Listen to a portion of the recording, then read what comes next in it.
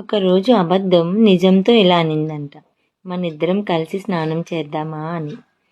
ఇదేదో తేడాగా ఉందే అని నిజం ఒప్పుకోలేదంట. అప్పుడు అబద్ధం, నీళ్ళు చాలా ఫ్రెష్గా ఉన్నాయి, చూడు ఎంత బాగున్నాయో, స్నానం చేద్దామని ఏదోలా ఒప్పించిందంట. సరే అని నీళ్లు తాజాగా ఉన్నాయా లేదా అని తాకి చూసిన నిజం స్నానం చేయడానికి ఒప్పుకుందంట. ఒప్పుకొని తన బట్టలు విప్పి స్నానానికి వచ్చిందంట.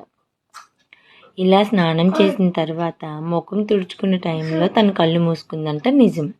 తను కళ్ళు మూసుకున్న సమయాన్ని చూసిన అబద్ధం నెమ్మదిగా నిజం యొక్క బట్టలు వేసుకుని బయటికి వచ్చి బాత్రూమ్ డోర్ క్లోజ్ చేసి లాక్ చేసిందంట. ఈ నిజం యొక్క బట్టలు వేసుకున్న అబద్ధం సమాజంలోకి వెళ్ళిందంట. ఈ అబద్ధాన్ని నిజం అనుకుని సమాజం గుర్తించిందంట, గౌరవించిందంట, బాగా చూసుకుందంట.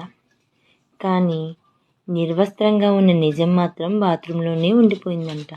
చివరకు ఏదో ఒకలా తప్పించుకొని బయటకు వస్తే ఆ నిర్వస్త్రంగా ఉన్న ఆ నిజాన్ని ఎవ్వరూ నమ్మలేదంట.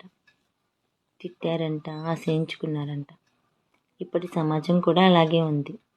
నిజం చెప్పిన మనిషి కంటే అబద్ధం చెప్పిన మనిషికే గౌరవం ఎక్కువ. ఇవి చూసిన ప్రజలు కూడా అబద్ధాలే ఎక్కువగా చెప్పడం మొదలుపెట్టారు. ఈ చిన్న స్టోరీ నచ్చితే లైక్